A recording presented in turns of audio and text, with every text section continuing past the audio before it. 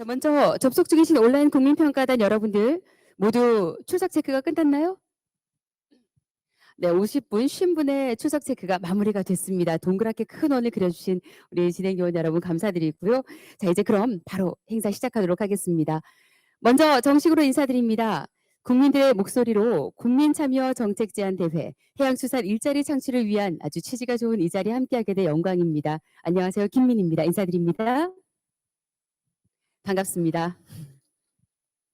오늘 행사는 여러분 잘 아시겠지만 한국해양수산개발원, 한국해양과학기술원, 부산연구원이 주최합니다. 그리고 부산테크노파크 뉴스원이 주관하는 행사로 해양 관련 산업의 일자리 창출을 위한 새로운 정책을 시민 여러분에게 듣는 시간이에요. 직접 제안한 시민 여러분들에게 목소리를 듣고 나서 국민평가단까지 더불어서 전문가들과 함께 평가를 하게 되니까 실제로 적용 가능한 아주 유용한 정책이 나오지 않을까.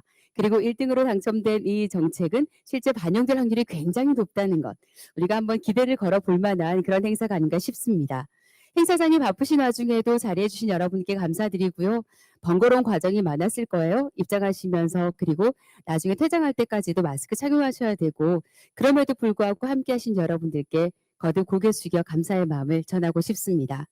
자, 그럼 해양수산 일자리 창출을 위한 국민참여 정책제안대회 지금 시작하겠습니다. 해양수산 일자리 창출을 위한 국민참여정책대회 심사 안내를 드리겠습니다. 심사위원 점수 현장에 계신 여러분들께서 채점하는 것이 20점, 멘토단의 점수 30점, 온라인 국민평가단의 점수 50점까지 총 100점을 기준으로 순위를 매기게 됩니다. 오늘 행사는 해양수산 일자리 창출을 위한 국민참여정책대회 이름을 여러 번 언급하고 있는데요. 이 이름에 모든 것이 담겨 있습니다. 국민평가단의 점수가 가장 높다는 거죠. 온라인으로 접속하신 분들 다 들리시죠? 여러분의 역할이 가장 큽니다. 여러분 잘 들으시고 마음을 다해 그리고 제대로 잘 정책을 살펴본 후에 평가해 주시기 바랍니다. 국민평가단에서 높은 점수를 획득하게 되면 대상 한 분에게는 해양수산부 장관상의 상금 200만 원, 최수상은 상금 100만 원, 우수상은 바로 상금 50만 원을 수여하면서 1, 2, 3등의 영예를 드리게 됩니다. 오늘 발표하시는 세 분이 바로 영예, 대상, 최우수상, 우수상이 되겠습니다. 공정한 심사를 위해 함께해 주실 심사위원들 소개해 드리겠습니다. 자, 먼저 해양수산부 김수현 사무관님 함께 하셨습니다. 박수로 맞이해 주세요. 한국해양수산개발원 기획조정본부장이십니다. 김대영 본부장님 반갑습니다. 한국해양과학기술원 연구개발부장이십니다. 강길모 부장님 반갑습니다. 부산연구원 장하영 박사님 함께 하셨습니다. 환영합니다. 부산테크노파크 이재원 센터장님 고맙습니다. 해양항만물류산업 김막내 팀장님 함께 하셨습니다. 환영합니다.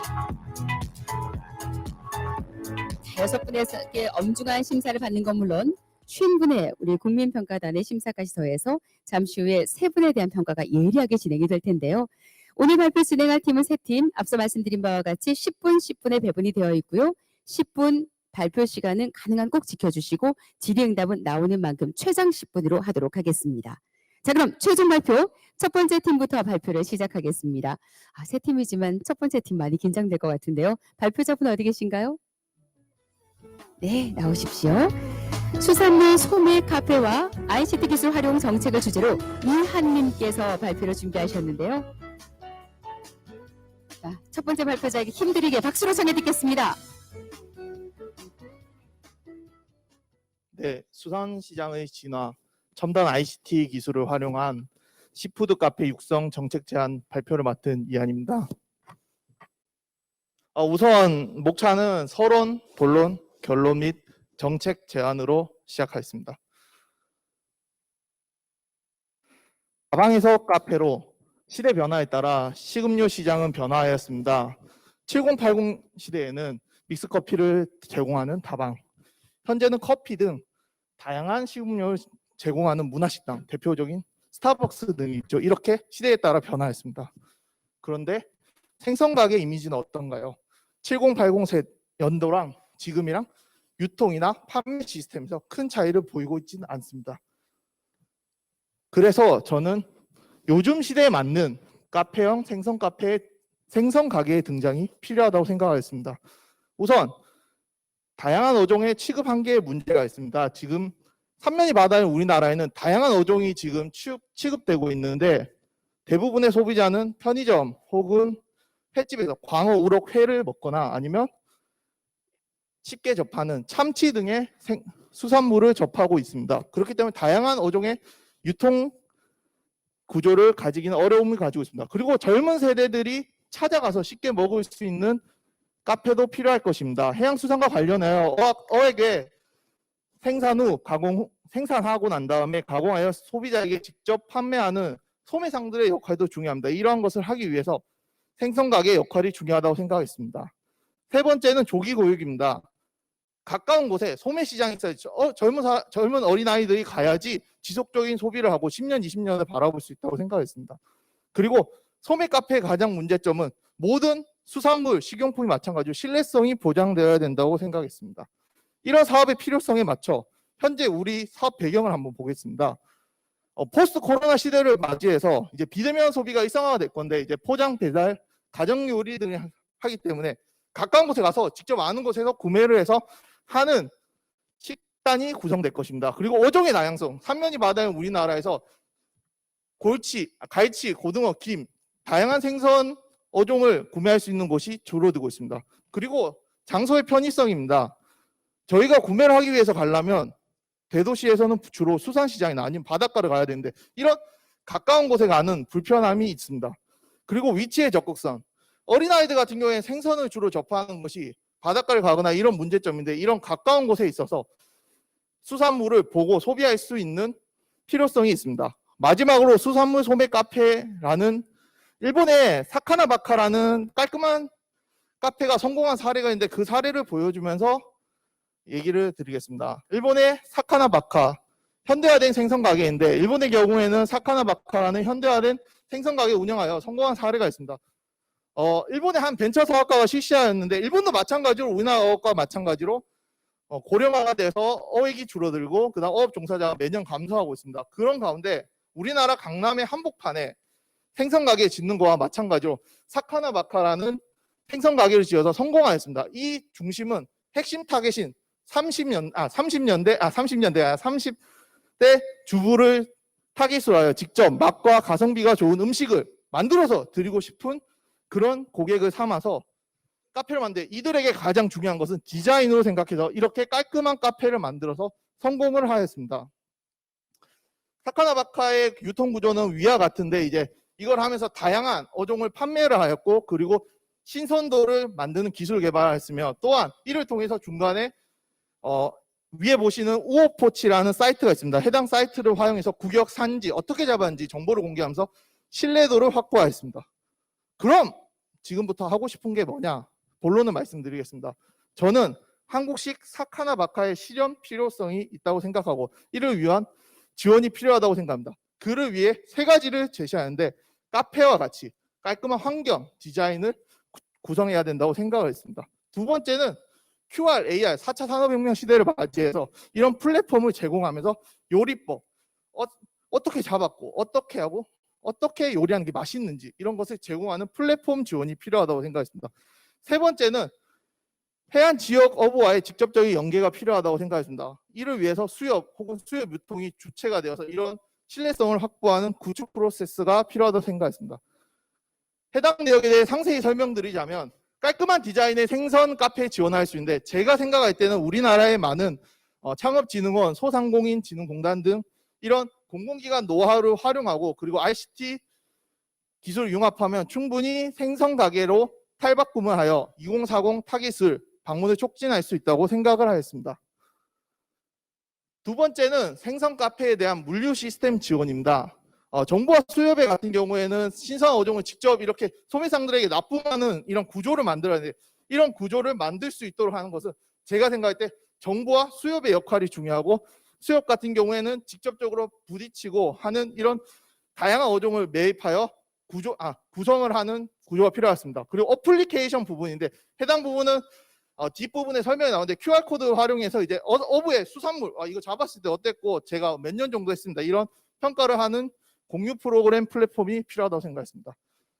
두 번째는 생선 카페를 만들었는데 판매가 안 되면 아무도 하지 않을 겁니다. 이를 위해서 이제 생선 카페 만들면 정부에서 지원하는 지원책으로 이제 가게 지원, 홍보 지원, 마케팅 교육, 언론 교육이 있는데 가게 지원은 대표적으로 이제 수산물 확대를 위해 영화 보는 문화의 날처럼 이제 수산물 먹는 날 지정해서 한 달에 한 번씩 이곳에서 하면 할인을 하는 행사, 그리고 홍보는 SNS, TV 영상, 그리고 마케팅은 이제 이 2030, 40 세대들을 노릴 수 있는 이런 직접적인 마케팅 교육과 언론 홍보 교육을 실시하는 것이 필요하다고 생각을 했습니다.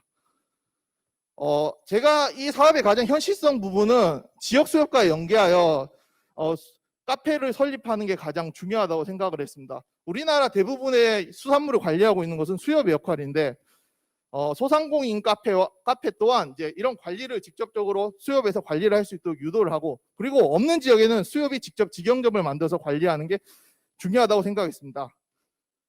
우리나라 수협은 농협과 다른 약간 특이한 사항이 있는데, 수협 같은 경우에는 지역 수협 관계없이 이제 만약에 고창군 수협이라고 하면 고창군의 수협만 지을 수 있는 것이 아니라 대도시에 지점을 낼 수 있는 권한이라기보다는 이제 낼 수 있습니다. 그렇기 때문에 이런 점을 활용해서 강원도나 이런 중소기업 지역 수협과 수협 유통이 연계해서 이런 해산물 카페를 연계한다면 더욱더 책임성이 명확해지고 신뢰성을 확보할 수 있을 것이라고 생각을 했습니다.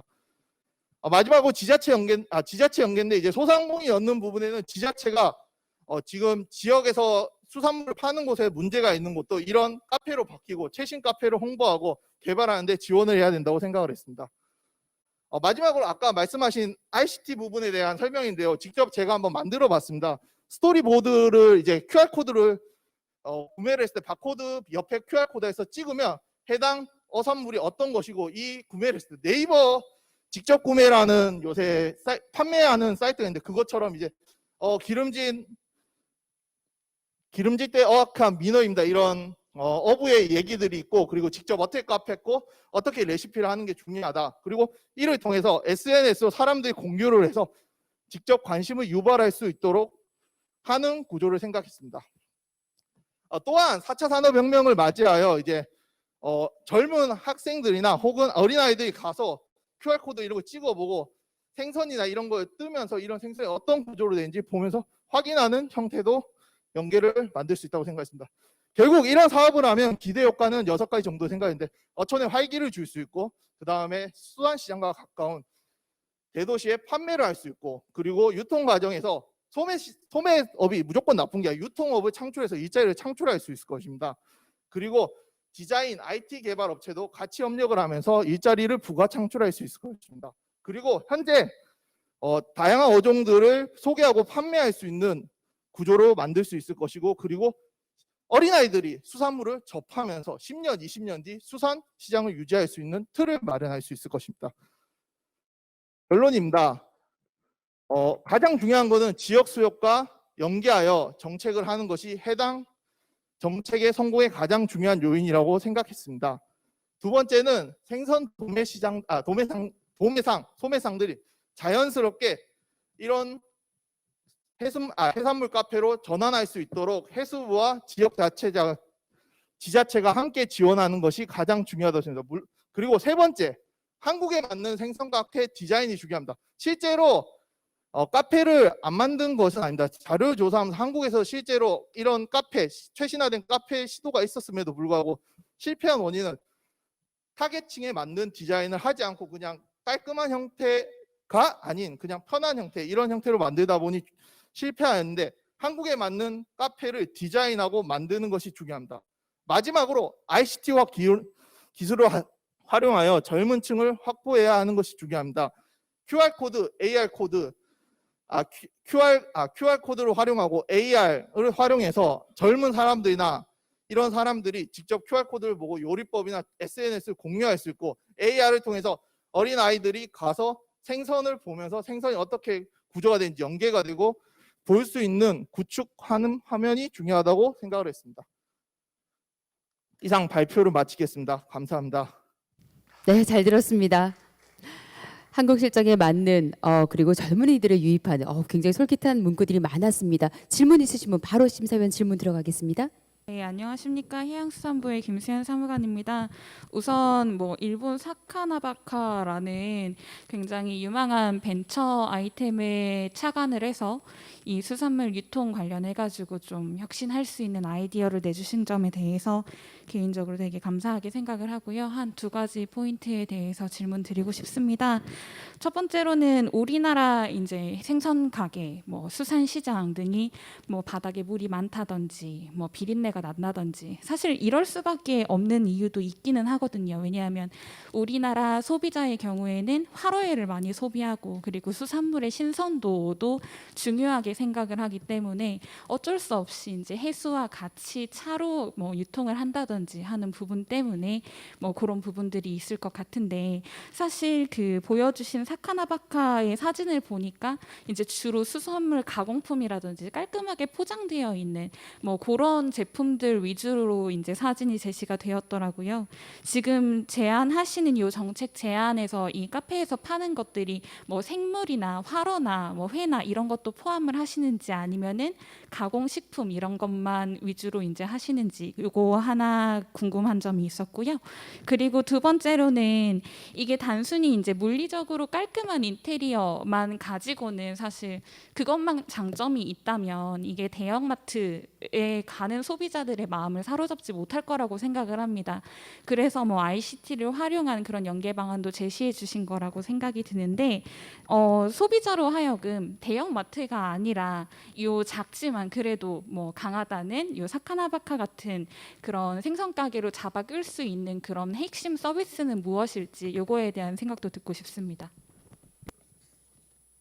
첫 번째로 사카나바카에 아까 가공된 식품들이 나왔는데 실제로 사카나바카의 경우에는 가공된 식품이 아니라 이제 참치로 치면 참치회를 잘라서 그 해당 부분을 넣은 거지 실제로 회 위주의 판매를 하고 있습니다.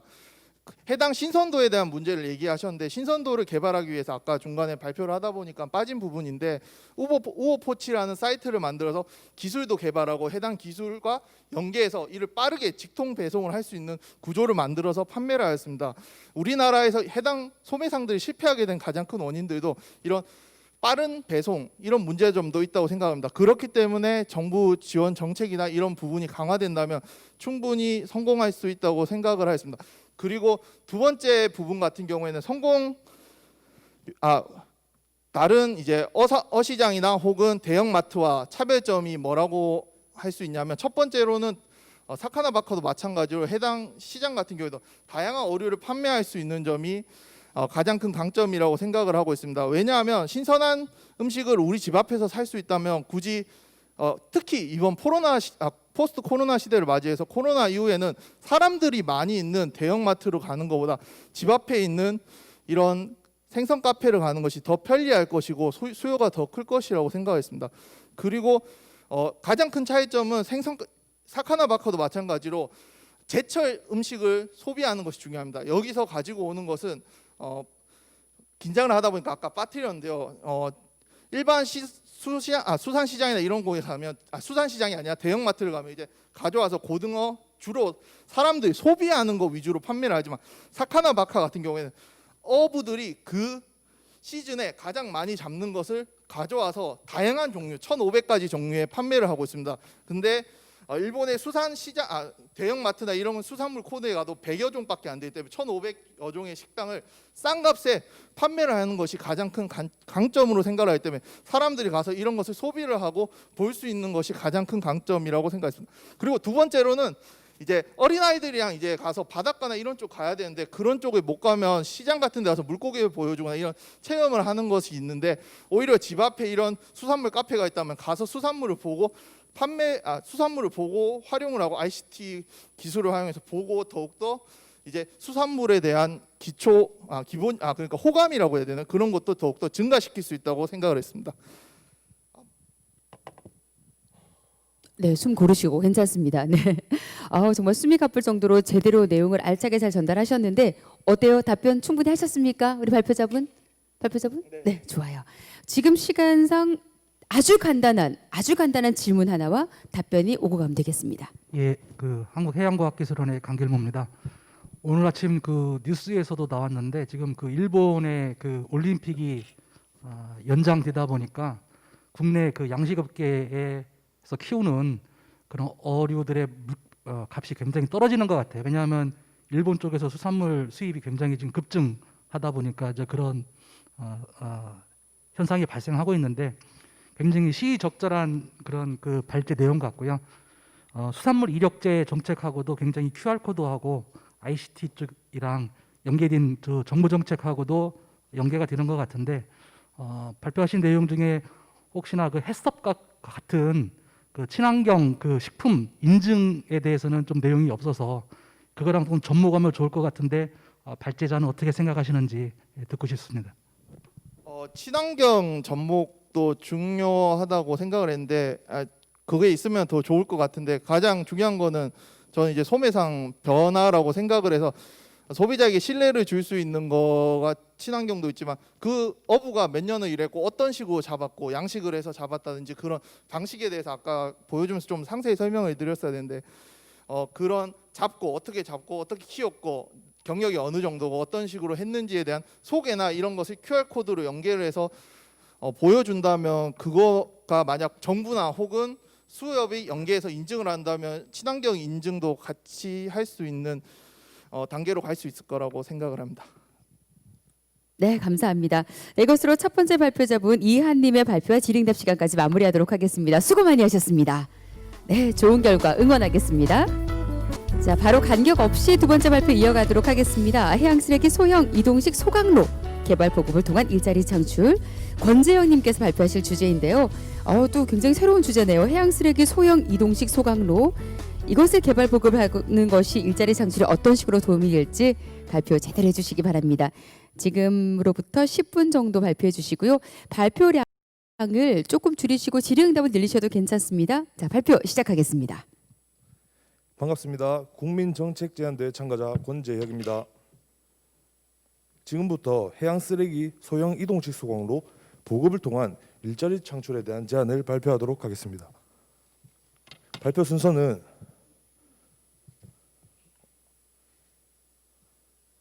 개요, 필요성, 제안 내용, 제안 효과, 결론 순으로 발표하도록 하겠습니다. 해양에서 발생하는 쓰레기와 육상에서 유입되는 쓰레기 때문에 해양 환경 오염이 심각한 수준입니다. 해양 쓰레기로 인해 우측 그림을 보시면은 해양 생태계 파괴, 미관 훼손, 수산업 피해, 선박 안전 위협, 이러한 문제점들이 많습니다. 이러한 해양 쓰레기 소각으로 인한 2차 환경 오염이 발생하고 그 쓰레기들을 소각하기 위해서는 많은 비용이 발생합니다. 아래의 내용은 잠시 후 설명드리도록 하겠습니다. 현재 코로나로 인해 전 세계적으로 떠들썩하죠. 해양 환경 오염도 세계적으로 논란이 된 지 이미 오래되었습니다. 앞으로 새로운 해양 쓰레기 관리 체제와 해양 쓰레기 강화 국제 협약이 만들어질 예정인 걸로 알고 있습니다. 현재 매년 14만 톤의 아주 많은 양의 해양 쓰레기가 발생합니다. 이 많은 양의 해양 쓰레기를 소각하기 위해서 정부는 연평균 300억 원이 되는 예산을 투입하여 해양 쓰레기를 처리하고 있습니다. 300억 원, 정말 많은 돈입니다. 해양 쓰레기 처리 비용을 줄인다면 현재 힘들어하는 어촌계 어민들의 삶의 질을 향상시킬 수 있지 않을까요? 저는 그렇게 생각을 합니다. 그래서 오늘 소개해드릴 소형 이동식 소각로가 바로 그것입니다. 이동식 소각로의 구조입니다. 소각물 투입부, 온수 열풍 발생 장치, 소각부, 예열 장치, 집진부, 소각제 배출 장치, 이런 구조로 구성되어 있습니다. 기존에 있는 소각로와는 달리 5단계 스팀 제어 장치로 인해 유해 물질 배출을 제로화하고 소각 잔재를 최소화한 소각로입니다.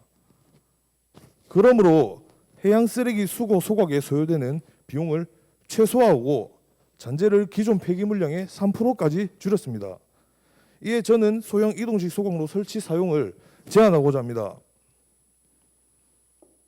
제가 제안하는 이동식 쓰레기 소각로의 장점은 해양 쓰레기 처리 비용 절감과 처리 효율성 증대, 사용법의 간소화 등 각 지자체, 농어촌계 등에서 상당한 수요가 발생할 것으로 기대하고 있습니다.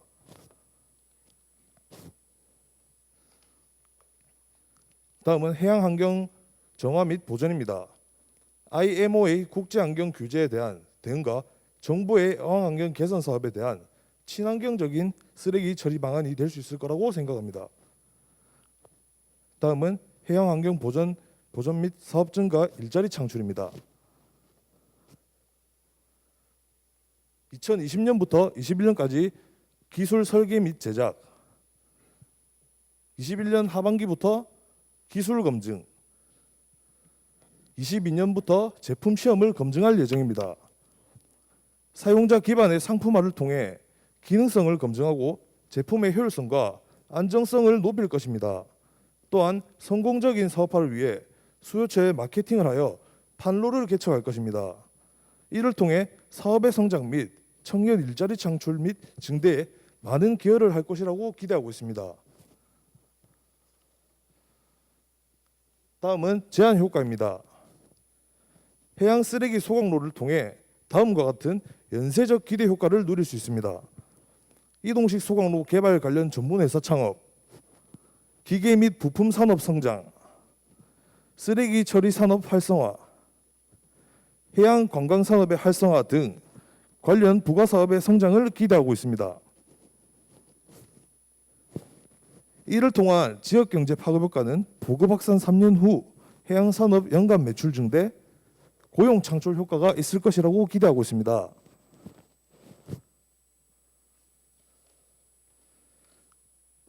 결론으로 매년 수없이 많이 발생하는 해양 쓰레기로 인하여 어장, 양식장, 선박 파손은 물론 해양 관광 레저 사업에도 많은 피해를 주고 있습니다. 정부에서는 해양 쓰레기 수거 및 처리 비용으로 연간 300억 원 이상을 투입하고 있으나 턱없이 부족한 실정입니다. 이는 쓰레기 소각까지의 비용이 너무 많이 들기 때문입니다. 제가 제안하는 소각로를 설치했을 때는 현재 투입되는 경비의 3분의 1이면 가능합니다. 또한 산업 성장 및 일자리 창출에도 많은 기여를 할 것입니다. 현재 바다는 사람들의 잘못으로 많이 병들어 있습니다. 바다가 병들어 있어 해양 생태계 파괴가 급속도로 빨라지고 있습니다. 빈번히 발생하는 해양 쓰레기 처리가 조속히 이루어진다면 차츰 바다가 정화되지 않을까요? 제가 제안하는 소각로가 바다의 정화를 위해 꼭 필요합니다. 이상 여기까지 발표를 마치도록 하겠습니다. 감사합니다. 네, 일자리로 시작해 환경 이야기까지 아주 알찬 이야기에 질문 바로 받겠습니다. 마이크 들고 바로 질문해 주십시오. 예, 발표 잘 들었습니다. 항공해양수산개발은 기조본부장 김대입니다. 얼마 전에 그 TV에 나왔었죠, 그죠? 얼마 전에 그 하이선 그 태풍이 오고 난 다음에 각 바다에 여러 가지 이제 해양 폐기물이라든지 쓰레기가 많이 모여 있고, 또 항상 연중되면 우리나라 그 장마가 되면 강으로 해서 이게 육상 오염되는 여러 가지 또 쓰레기들이 많이 좀 집적되고 있고, 실은 뭐 그런 것들이 사실 그 지금은 많이 그래 폐기물을 수거를 해서 뭐 매립을 한다든지 소각을 한다든지 그런데 그런 부분에서 본다 그러면 이동식 소각로가 나온 게 상당히 좀 참신한 아이디어 같습니다. 그런 부분에 상당히 조금 그 발표에 대해서 조금 주목을 하고 있고요.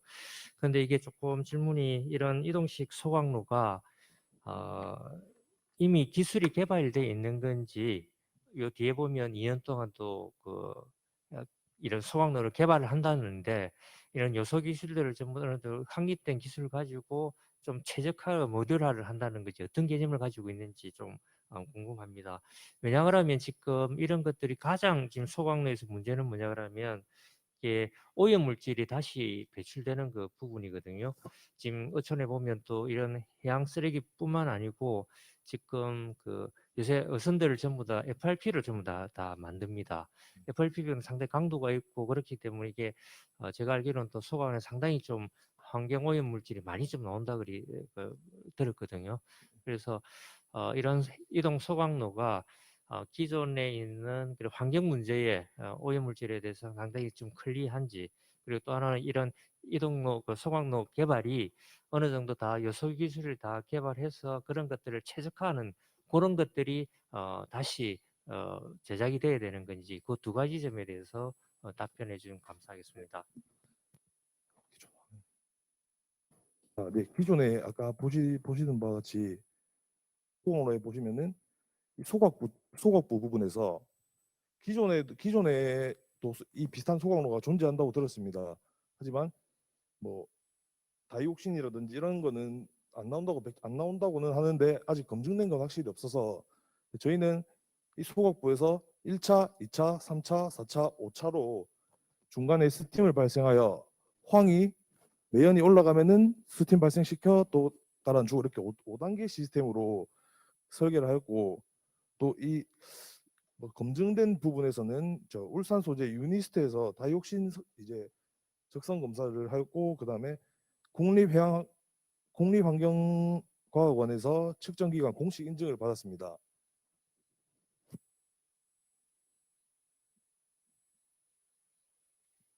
네. 답변 완료됐나요? 네. 네, 충분히 답변이 됐길 바라고요. 다음 질문 가기 전에 지금 온라인으로 평가하시는 분들은 평가를 하고 계셔야 합니다. 1번 발표자분에 대한 평가도 마무리가 되어야 한 분이라도 평가를 안 하시면 무효가 됩니다. 모든 분들 참여해 주시고요. 그리고 질문 시간 조금만 줄일게요. 그래야 답변을 충분히 들을 수 있을 것 같아서 질문 부탁드립니다. 네, 해양 부산 테크노파크입니다. 두 가지만 여쭤볼게요. 간단하게. 이 기술에 대해서는 사실 조금 알려진 것도 좀 있고 해서 좀 주목이 받고 있는 것은 사실입니다.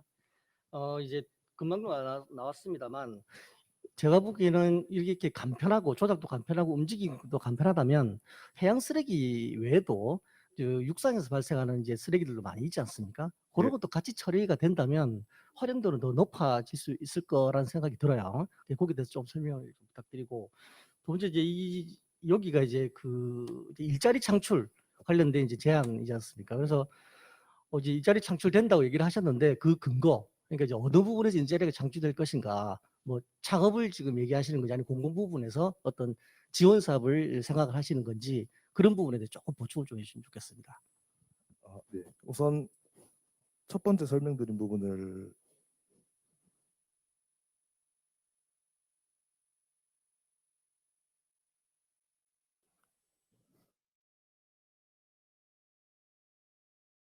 보시면은 그 해양 쓰레기 외에도 그 난연성 쓰레기나 전연성 쓰레기는 이제 병원에서 발생하는 그런 쓰레기들과 그다음에 뭐 동물 시체나 이런 것들도 다 소각이 가능한 시스템이고요. 사업에 대한 부분에서는 일자 뭐 소각로를 그것도 해야 되고, 또 이제 소각로가 정기적으로 이제 필터를 갈아줘야 되고 하는 그런 인원이 필요합니다. 소각로를 운영하는 인원이 필요하다는 그렇죠. 말씀이시죠? 예, 운영하는 인원도 필요하고 네. 소각로를 만드는 인원도 이제 필요하고, 회사를 창출해서 이쪽에 보시면은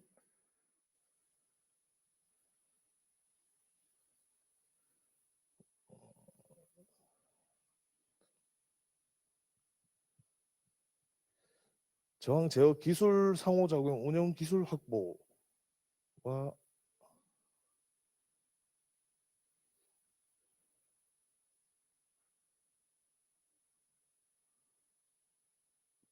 이렇게 현장에 만약에 투입이 되었을 때 이 소각로가 어느 반경에 몇 개 정도, 한마디로 어떤 한 지자체에 몇 개 정도가 설치가 된다고 계산을 하셨나요?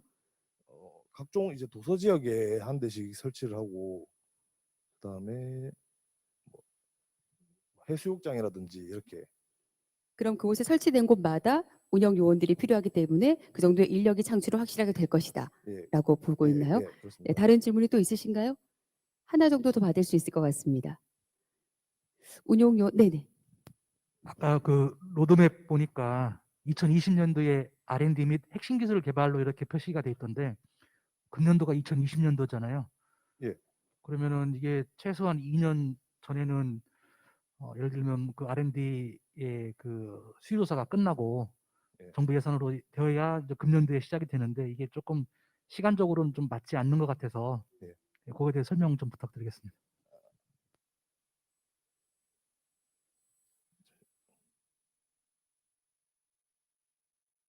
기술 개발 페이지로 한번 가보겠습니다. 지금 일단 테스트용으로 한 대는 개발된 상태입니다. 아직 근데 이 개발된 그거를 이제 계속 이렇게 테스팅하고 있는데 네. 이 부분의 완결 시간은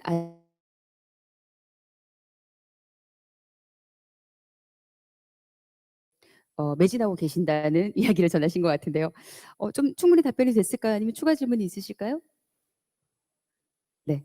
자, 그럼 질문 여기까지 받을까요? 아니면 또 다른 질문 간단하게 하실 분 있으면 하나 더 받을 수 있을 것 같습니다. 네, 여기까지 하겠습니다. 수고 많이 하셨습니다. 사실 긴장이 많이 되는 무대예요. 여러분들과 눈높이 차이가 거의 나지 않지만 여기 무대에서 올라오면 뭔가 생각이 나던 것도 안 나고 많은 수치들이 다 머릿속에 떠돌게 돼 있는 거 알고 계시죠? 아마 최선을 다해 준비한 걸 여러분께 전달해 드리고도 아쉬운 말이 남을 텐데 그런 것까지 감안해서 충분히 잘 채점해 주시기 바랍니다. 온라인 채점단 여러분 다 채점 끝났나요? 한번 확인해 주세요. 첫 번째 발표자, 두 번째 발표자 채점을 모두 다 하셨는지 궁금합니다. 50분 모두가 채점을 하셔야 오늘 이 심사 결과를 낼 수 있습니다. 한 분도 빠짐없이 참여해 주세요. 자, 그리고 마지막 발표 바로 이어가겠습니다. 아쿠아포닉스 전문가 양성을 통해서 일자리를 창출한다. 해양치유산업지원정책까지 김진식 님께서 발표해 주시겠습니다. 발표 시작합니다.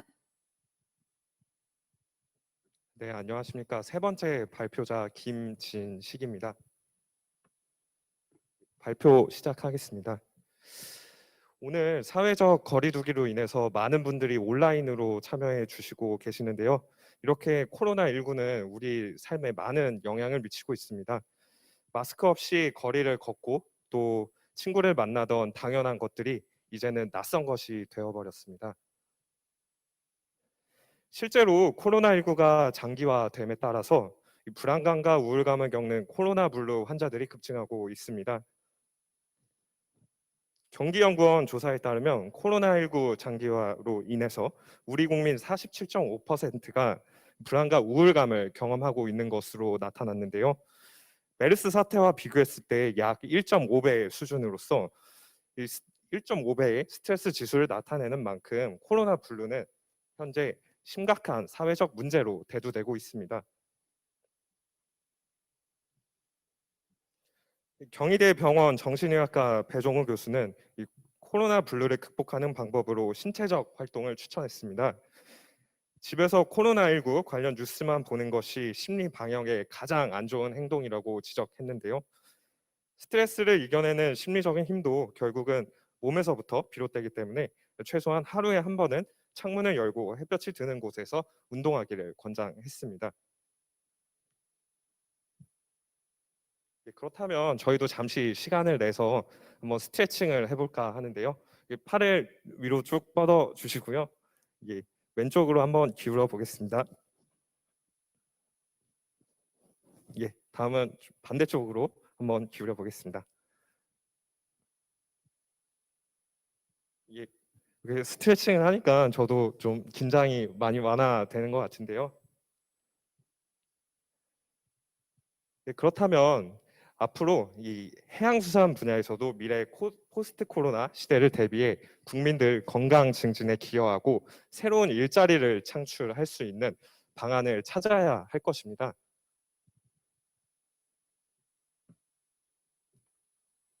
그래서 저는 이 해양치유 산업과 아쿠아포닉스에서 그 해답을 찾고자 합니다. 해양치유란 해양 자원을 활용하여 신체적, 정신적 치유, 질병 예방, 건강 증진, 재활 등을 주요 목적으로 하는 산업입니다. 이 그림과 같이 이렇게 수중 운동을 할 수도 있고요. 또 해수 사우나로 피부 관리도 할 수 있습니다. 이렇게 해조류를 활용하여 치료에 활용하기도 합니다. 이 외에도 시원한 해풍과 태양광을 맞으며 노르딕 워킹을 하거나 또는 바다를 보면서 심신을 단련하고 요가, 명상 등을 즐길 수가 있습니다. 네, 그렇다면 이 해양치유 산업에 대한 수요는 어느 정도 될까요? 한국해양수산개발원의 2018년 조사에 따르면 해양치유 체험 의향이 있냐는 물음에 응답자의 91%가 체험할 의향이 있다고 응답을 했는데요. 응답자 중 대부분은 이 해양치유를 경험해 보려는 이유로 바다가 주는 바다 경관이 주는 스트레스 완화에 대한 심리적 기대와 건강 증진을 꼽은 만큼 해양치유 산업은 앞으로 이 포스트 코로나 시대에 대비하여 매우 유망한 사업이라고 추측 가능하겠습니다.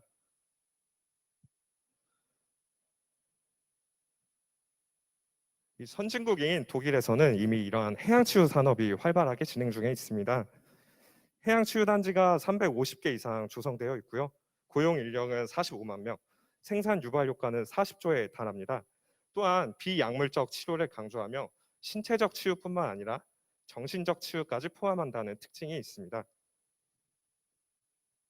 반면에 우리나라의 경우에는 해양수산부에서 해양치유 자원 실용화 연구 협력 지자체로 4곳을 선정을 했지만 아직까지 이에 대한 해양치유 관련 의학적 임상 연구가 부족하고 법적, 제도적 기반이 부재한 상황입니다. 따라서 저는 해양치유 산업을 활성화하고 새로운 일자리를 창출할 수 있는 방안으로서 아쿠아포닉스 전문가 양성을 제안합니다. 아쿠아포닉스는 수경 재배와 어류 양식을 접목하여 다양한 유기농 농산품을 생산하는 시스템을 의미합니다. 물고기의 배설물이 농작물의 자연 비료가 되고 농작물들은 영양분을 흡수하면서 물을 정화시켜 물고기가 살 수 있는 환경을 조성해 주는데요.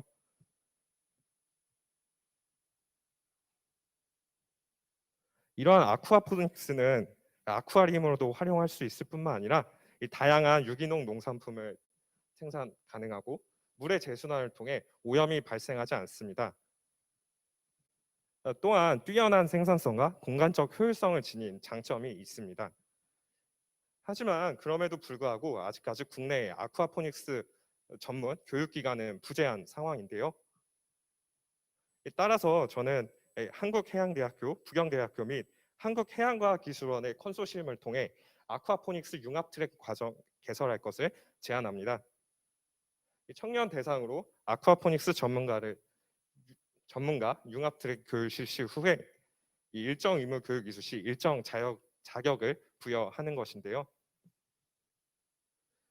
해양수산부와 고용노동부가 주관하여 인증 제도를 마련함으로써 이 제도적 뒷받침을 하는 것입니다. 융합 트랙 세부 프로그램은 다음과 같습니다. 농업, 시설 관련 교육과정과 해양수산 관련 교육과정을 병행하면서 기초, 탐구, 심화과정 순으로 학습을 하게 됩니다.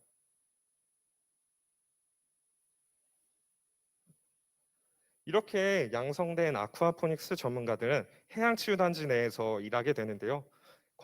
관광객들에게 아쿠아리움 등의 새로운 볼거리를 제공하고 또한 아쿠아포닉스로 재배한 친환경 농식품들을 관광객들에게 판매함으로써 수익을 창출하는 것입니다. 또한 관광객들에게 직접 재배한 유기농 농산품을 요리하여 시식하는 프로그램을 마련함으로써 이 관광객들의 지속적인 방문을 유도할 수 있을 것입니다. 마지막으로 청소년의 경우에 이 아쿠아포닉스를 체험하면서 자연의 순환 방식을 이해하고 생명체에 대한 책임감을 기르며 환경 친화적인 생산 가치를 습득할 수 있을 것으로 기대됩니다.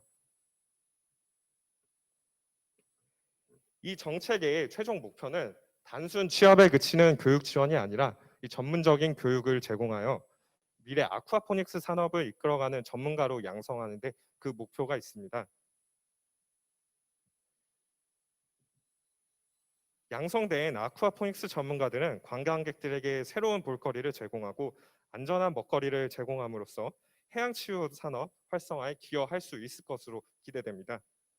또한 해양치유단지 취업을 넘어서 다양한 귀업, 귀촌 사업으로 확장 가능할 것입니다. 이와 같이 해양치유 산업과 아쿠아포닉스는 미래의 포스트 코로나 시대를 대비하여 국민 건강 증진에 기여하고 또 새로운 일자리를 창출할 수 있는 신성장 동력이 될 것입니다. 이런 저의 아이디어가 단순히 정책 제안을 넘어서 실제로 정책 실행이 될 수 있도록 여러분들의 많은 투표와 또 응원 부탁드리겠습니다. 이상으로 발표 마치겠습니다. 감사합니다. 네, 발표 잘 들었습니다. 자, 질문하실 분 바로 질문 주시면 되겠습니다. 마이크 들고 네, 바로 질문해 주세요. 예, 안녕하십니까. 네, 안녕하십니까. 수산정책과의 김수현 사무관입니다. 일단 사실 해양수산업이 지속적으로 발전하기 위해서는 뭐 그 새로운 그런 먹거리랄지 새로운 산업을 발굴을 하는 것이 불가피하다고 생각합니다. 그렇다는 점에서 지금 새로운 뭐 사업 모델이랄지 이런 거를 제안해 주신 것 같아서 굉장히 기쁘게 생각합니다. 저는 사실 이 얘기를 들으면서 그 뭐 딸기 농장에 가서 딸기를 따 가지고 오는 그런 관광 상품이라든지 뭐 제주도에서 감귤을 따서 오는 그런 관광 상품이랄지 이런 것들이 생각이 났습니다. 뭐 그런 관광 상품이나 치유 상품에 있어서 핵심적인 것은 뭐 눈에 보이는 생생한 과실이 있고 그거를 따와서 본인이 스스로 인제 뭐 요리해 먹거나 하는 고런 과정이 있다고 생각을 하는데 예. 사실 이 양식과 작물 재배가 결합한 아쿠아포닉스가 뭐 환경적이라든지 경제적으로 가치가 있는 것은 좀 상상이 가는데 네. 요게 어떻게 해양 치유 산업으로 이어질 수 있을지 이 그 해양 치유 산업의 소비자들로부터 좀 이렇게 매료시킬 수 있는 포인트가 뭔지 잘 생각이 안 납니다. 그래서 저는 좀 구체적인 모델을 들어보고 싶습니다. 뭐 가능하다면 저희가 인제 해양 치유 산업에 관심이 있는 소비자라고 생각을 하시고 예. 요 상품이나 요 치유 뭐 관광 프로그램에 대해서 뭐 홍보를 할지 설명을 해 주신다면 어떻게 예. 될지 좀 궁금합니다. 답변 드리겠습니다. 구체적으로 설명을 드리겠습니다. 이 좌측 화면은 완도에 이제 진행될 이 해양치유 산업 조감도입니다. 그 중에서 제가 임의로 아쿠아포닉스 센터라는 것을 가칭으로 제시를 해드렸는데요. 여기서 이 해양치유 단지를 방문한 관광객들에게 직접 재배하는 이런 프로그램도 있을 수가 있고요. 또 이 재배한 농식품을 가지고 요리하거나 이런 프로그램을 한다면 실제 흥미를 또 돋굴 수도 있을 것 같고요. 또 이 해양치유 단지를 방문하는 목적이 건강 증진이지 않습니까? 그런 측면에서 이렇게 농식품 친환경 유기농 농식품들을 가지고 요리하고 또 즐기는 이런 컨텐츠는 방문객들에게 흥미를 돋굴 수 있을 것이라고 판단이 됩니다. 네, 관광 산업에 일조를 할 만한 아쿠아포닉스 센터 가칭가 될 것이다라는 전망으로 이야기를 좀 주셨는데 좀 더 구체적인 답변을 원하시면 다른 추가 질문을 주셔도 좋습니다. 괜찮아요?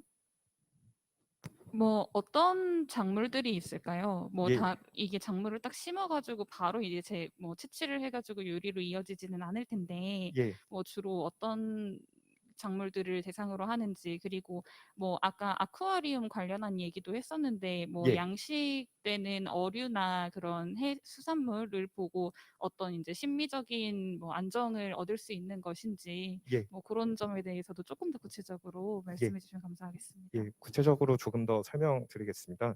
현재 시용되고 있는 기술 중에 이 경기도 농업기술원에서 개발한 거에 따르면 이 잎채소가 대부분 시판되고 있는데요. 그거를 넘어서 현재 과일류까지 재배가 가능합니다. 그리고 대부분 이 양어들은 그 관상어가 아니라 그 민어나 물고기 종류가 비단 잉어, 새우나 이런 물고기들인데요. 앞으로 이런 관상용 물고기도 R&D로 연구함으로써 좀 확대 가능할 수 있다고 그렇게 추측하고 있습니다. 네, 전체적인 큰 그림을 많이 그리시는 동안 구체적인 그림을 앞으로 그려 나가자라는 취지로 발표를 주신 것 같아서 지금 주신 질문에 조금 아쉬움이 있지만 그래도 상상을 할 수 있는 답변을 주신 것 같아요. 감사드리고요. 네, 이어서 감사합니다. 질문. 네.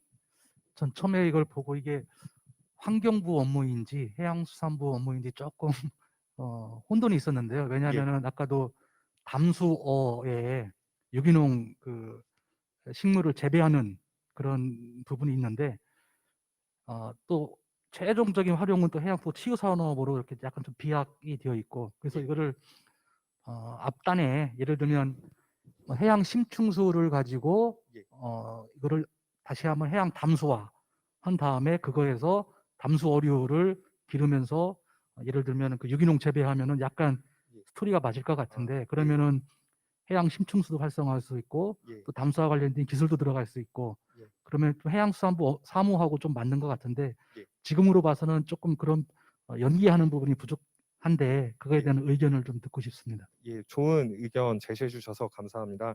아무래도 준비 기간이 짧다 보니까 이런 해양 심층수나 다른 산업까지 연계하여 생각을 미처 못했었는데요. 그 심사위원님께서 말씀해 주신 것처럼 이런 해양 심층수뿐만 아니라 또 다른 또 해양의 자원들을 활용할 수 있다면 더 유망한 산업으로 발전할 수 있을 것 같습니다. 그 부분은 조금 더 제가 고려해 보도록 하겠습니다. 네. 예, 발표하느라 수고 많으셨습니다. 부산연구원 장하용입니다. 네. 발표자가 말씀하셨던 것처럼 이 해양 치유가 실제적으로 해양 자원을 활용하는 건인데요. 지금 맞습니다. 이제 뒤쪽 부분 아쿠아포닉스는 아까 우리 심사위원님께서 말씀하셨던 것처럼 어떤 민물을 사용하는 건데 예. 이걸 조금 생각이 전환을 해서 혹시 이 아쿠아포닉스가 그 해양의 해초류를 바닷물을 사용을 해서 또 바다에 가는 그런 어류들을 키우는 이런 어떤 류의 어떤 고민들이나 또는 어떤 시도들은 있었나요? 예, 제가 조사한 바에 따르면 아직까지 기술 수준이 그 수준에 미치지 못하고 있습니다. 왜냐하면 이 양식을 하는 데 있어서 애로사항이 상당히 많다고 합니다. 물고기가 예민하기 때문에 잘못 온도 조절이나 이런 것들을 잘못하게 되면 폐사하는 경우나 이런 것들이 있기 때문에 앞으로 이 아쿠아포닉스 산업이 더 성장하기 위해서는 이런 R&D 부분 또 양식에 대한 기술적인 부분도 보완이 되어야 될 것 같습니다. 그 의견은 정말 좋은 의견이라고 생각하고요. 앞으로 조금 더 발전 보완시키도록 하겠습니다. 그러면 추가로 좀 해서 예. 아까 이제 여러 기술들이 좀 필요하다고 했는데 이러한 아쿠아포닉스 산업을 육성하기 위해서 어떤 첨단 기술들이 좀 필요한지 혹시 연구가 되었습니까? 예, 현재 앞서 말씀드린 것처럼 양식 기술이 가장 우선 선행되어야 할 것 같고요.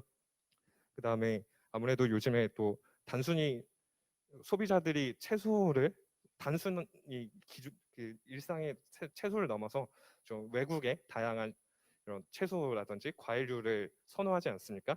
그래서 이런 부분들까지 좀 니즈를 충족시킬 수 있도록 다양한 그런 농식품, 그 종자 개량 등이 필요할 것으로 판단이 됩니다. 네, 이상입니다. 네, 앞으로 이 기술에 대해서는 좀 더 함께 만들어 나갈 영역이 아주 많은 것 같아요. 전체적인 앞서도 말씀드렸지만 큰 그림이 아주 유용하게 활용이 될 만한 부분들이 많겠다라는 생각이 드는 아이디어인데요. 추가 질문이 더 없으시면 여기서 마무리를 하겠습니다. 수고 많이 하셨습니다. 네. 준비하시느라 그리고 발표하느라 박수 한번 보내드릴게요. 네, 감사합니다. 네, 자리하시겠습니다. 자, 지금 시각 11시 57분입니다. 마지막 발표자분에 대한 평가 온라인으로 참여하신 분들 50분, 50분 모두가 참여를 하셔야 평가를 하셔야 마무리가 됩니다. 첫 번째, 두 번째, 세 번째 발표자 모두에게 얼른 채점을 해서 신중하지만 빠른 속도로 채점을 마무리해 주시고요.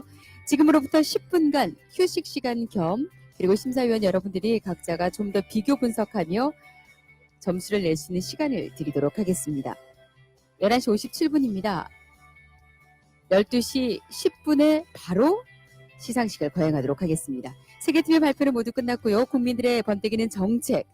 이 정책이 그냥 아이디어만 내는 게 아니라 기술적인 부분과 현실적인 부분들, 환경적인 부분들에 우리 국가 정책 또는 시의 정책들까지 모두 접목을 하고 적용을 해야 되기 때문에 쉽지 않은 부분이네요.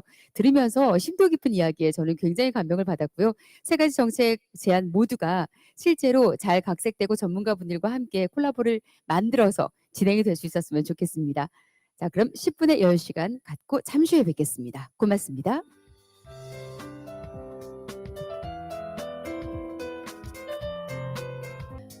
지금 이렇게 둘러보니 심사위원분들 심사가 끝났습니다. 그렇죠? 다 마무리가 됐죠. 그리고 온라인으로 평가단들 심사도 마무리가 됐다고 연락을 받았습니다. 자, 이제 바로 발표를 할 텐데 결과 발표 전에 정말 심사하면서 이런 말씀 상투적으로도 드리지만 오늘 정말 힘드셨을 것 같다는 생각이 진심으로 듭니다. 세 가지 제안 다 굉장히 유용할 뿐만 아니라 미래지향적인 제안들이었고요. 그만큼 숙고를 하셨을 텐데 거기에 대한 내용을 잠시 말씀 청해 듣고 바로 심사 결과를 발표한 후에 시상식을 거행하도록 하겠습니다. 자, 그럼 해양수산부 김수현 사무관님 마이크 들고 말씀 주십시오. 심사평입니다.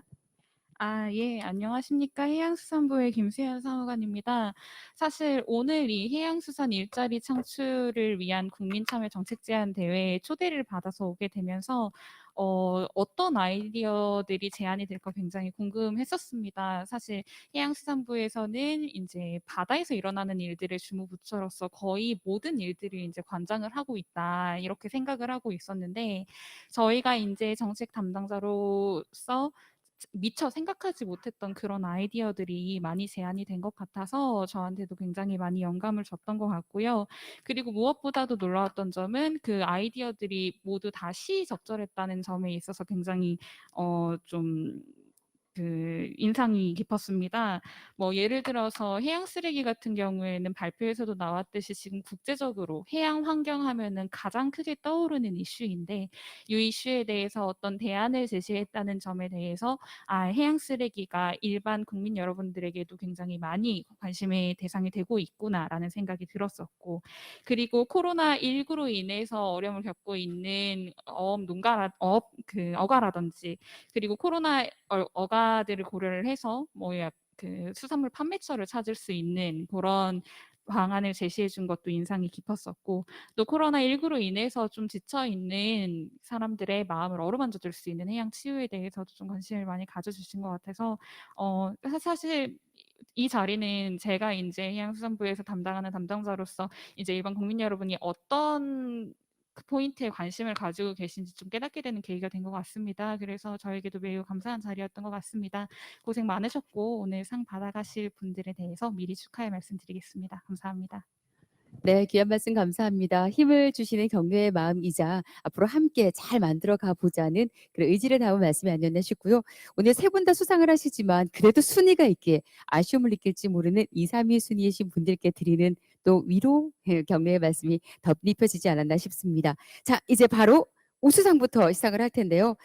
정말 이 우수상, 최우수상 대상을 가리느라 애쓰신 심사위원 여러분들도 마음 졸이셨겠지만 이 발표 대상이신 세 분은 얼마나 긴장되셨을까요? 지체 없이 발표할 텐데요. 미리 말씀드리지만 점수 차이가 그리 크지 않았습니다. 모든 분들의 아이디어가 굉장히 훌륭했다는 말씀 다시 한번 드리면서 시상에 있어주실 해양국 해양수산개발원 기획조정본부장이신 김대영 본부장님 먼저 무대 위로 모시겠습니다. 우수상 시상에 있어주실 거고요. 우수상 시상 후에는 바로 대상 시상 그리고 최우수상 시상 이렇게 순서대로 이어가도록 하겠습니다. 중앙으로 모시겠습니다. 앞으로 꼭 필요한 내용이자 그리고 함께 만들어가야 될 내용 모두가 공감하는 꼭 필요한 주제로 발표해 주신 바로 이분이 우수상의 수상자십니다. 권재영님 축하드립니다. 무대로 모시겠습니다. 해양쓰레기 소형 이동식 소각로 개발 보급을 통해 일자리를 창출하겠다. 기존에 있던 제품과 조금 유사점이 있기 때문에 아쉬운 우수상에 머물지 않았나. 하지만 좀 더 새로운 아이디어를 더입혀 대상에 버금가는 그런 좋은 정책이 될 것입니다. 자, 그럼 시상 바로 하겠습니다. 우수상에는 상금도 함께 주어지죠. 50만 원과 함께 지금 전달합니다. 자, 정면 보고 사진 촬영도 하겠습니다. 축하드립니다. 우수상의 권재형님께 현일과 50만 원의 상금 전달드렸습니다. 그동안 해주신 만큼 우리 정책 반영에 큰 도움이 되었습니다. 고맙습니다. 자, 우리 본부장님 잠시 자리로 모시고 나중에 최우수상 시상대 다시 모실게요. 본부장님. 일단 가시다가 다시 한번 모실게요. 감사합니다. 이 대상 시상을 먼저 하려고요. 또 시상식에는 살짝 이렇게 긴장감이 또 있어야 되겠기에 두구두구두구 하는 음악 혹시 준비가 되어 있는지 여쭙습니다. 네, 좋습니다. 자, 그러면 이럴 때 한번 제가 긴장감 끌어올릴 때 틀어주십시오. 두 분의 수상자가 남았습니다. 이한님, 김진식님. 두 분 가운데 대상 수상자를 호명할 텐데요. 대상 시상에는 김수현 사무관님이 직접 애써주시겠습니다. 대상에는 상금 200만 원, 최우수상에는 상금 100만 원이 주어지고요. 200만 원의 상금 이상의 영예로움이 함께 주어집니다. 여러분이 가지고 계신 지식과 그리고 앞으로에 대한 전망과 주변을 살피는 면밀한 눈과 따뜻한 마음으로 만들어주신 그 아이디어, 과연 대상은 누가 차지했을까요?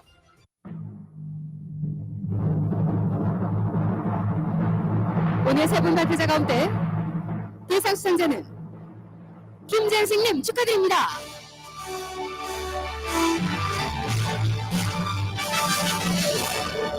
마지막 발표자로서 정말 여러 차례 앞으로 조금 더 개발해서 보겠다, 좀 더 연구를 함께 해봐야 될 것 같다는 이야기를 많이 주셨는데 정말 함께할 의지가 불끈 솟을 만큼 미래지향적인 아이디어였습니다. 자, 지금 전달하겠습니다. 대상 김재식님 펜네를 전달드리고 200만 원 함께 전달합니다. 축하드립니다.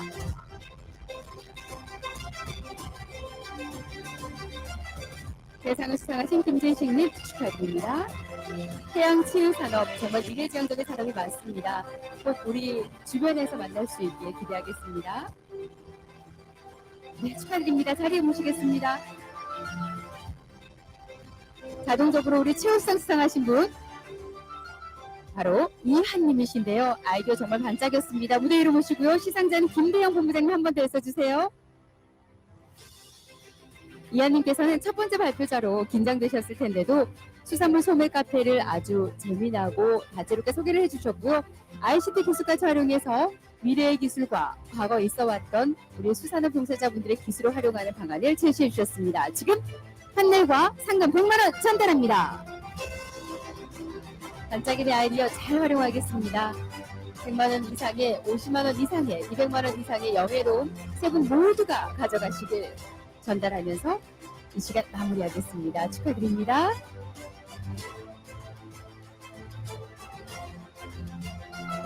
네, 짧은 시간이었지만 세 분께서 발표에 이르기까지의 시간은 결코 짧지도 간단하지도 않았을 겁니다. 그동안 여러분이 가지고 계신 모든 아이디어와 그리고 열정을 집약해서 이렇게 좋은 제안해 주셔서 다시 한번 감사드리고요.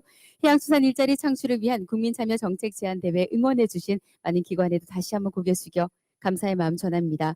바쁘신 와중에 함께하신 여러분 그리고 심사위원 여러분께 특히 환영과 감사의 마음 더불어 드리고요. 내년에 오늘만큼 알찬 그런 이야기로 오늘 이 시간을 채울 수 있길 원합니다. 지금까지 김민희였습니다. 인사드리겠습니다. 수고 많이 하셨습니다.